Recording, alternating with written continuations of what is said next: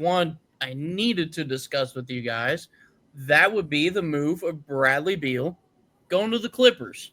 That kind of makes their team change around just a little bit, and they actually had a pretty good draft, not to mention.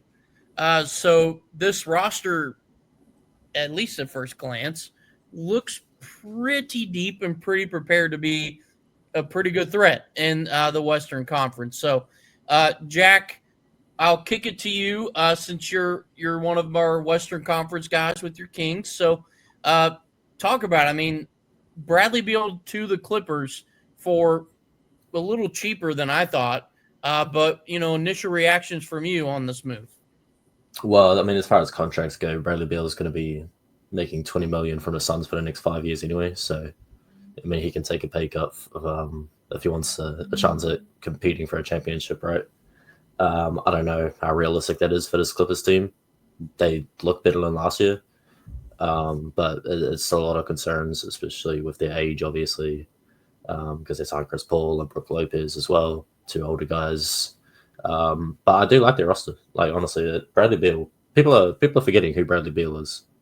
Like, he didn't play bad in Phoenix. Yes, he was overpaid like crazy, but like he's a just under all-star quality player still at this stage in his career.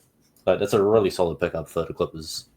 Their defense is in the backcourt is going to be an issue, but that's the same with a lot of teams. And you've got Kawhi, and you've got Zubac, and John Collins is even a solid defender in the interior. So it's a good structured team.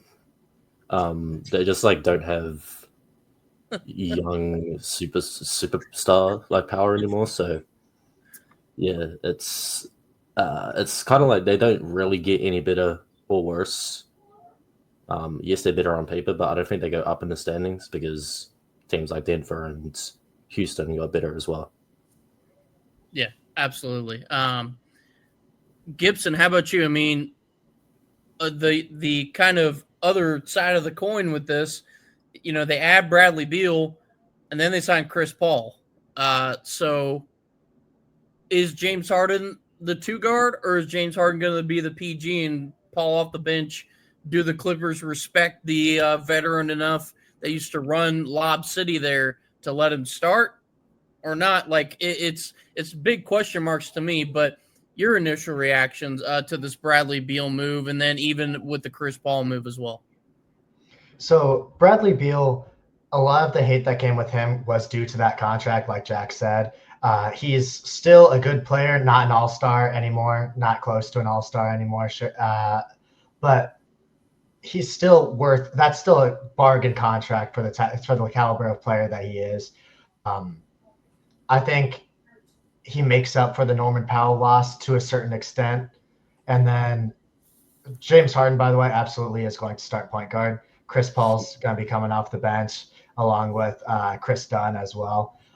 Chris Dunn is going to be the big X factor on whether or not this all works because he's the only defensive player in that backcourt because Chris Paul, as great defensively as he was, he's 40 years old now. Was is the key word there. Yeah. Was fast. Yeah. His last really good season was 2-3 teams ago now.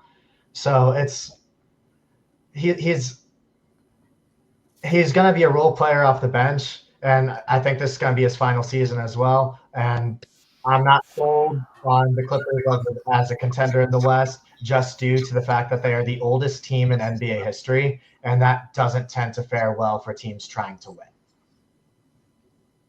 Right. Yeah, absolutely. And some of the other moves that they had made, they added Brook Lopez in free agency, so he'll be their backup big man, which is probably a little disappointing for him considering he was an everyday starter in Milwaukee, and now you're going to have to be the backup to Zubac, who doesn't shoot the three ball like Brook Lopez does. But nonetheless, I mean, it's not necessarily a bad thing to have him be in your second unit. He's going to get plenty of minutes and provide maybe a little bit of defense. Not a ton, though.